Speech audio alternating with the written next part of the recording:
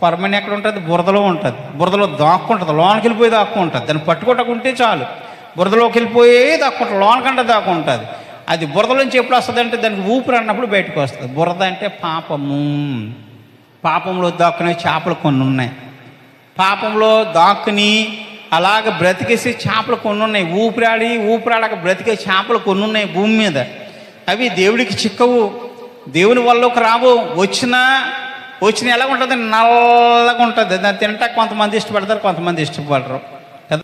కానీ మంచి చేపలు ఏం చేస్తాయి? చక్కగా సమానంగా పద్ధతిగా తెల్లగా మెరుస్తూ అవి ప్రయాణం చేస్తుంటాయి. అటువంటి చేపలన్నింటినీ కూడా మరి జాలరు ఏం చేస్తాడంటే తీసి తన బుట్టలో వేసుకుంటాడు. ఆ బుట్టే పరలోక రాజ్యం.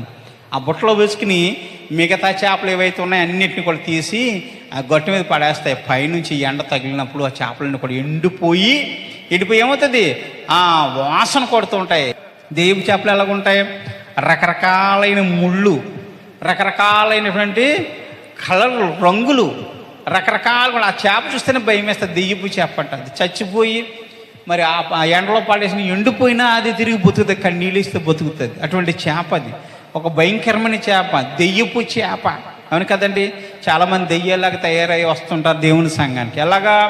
లిప్స్టిక్లు, వాళ్ళకి రకరకాలైన జడలు, రకరకాలైన వస్త్రాలు, అందం చూపించడానికి దేవుని మందిరానికి వస్తారు. దేవుని మందిరానికి ఎందుకు రావాలి? దేవుని కోసం రావాలి. ఈ చేపలు అలాంటి అంటే దెయ్యపు చేపలు.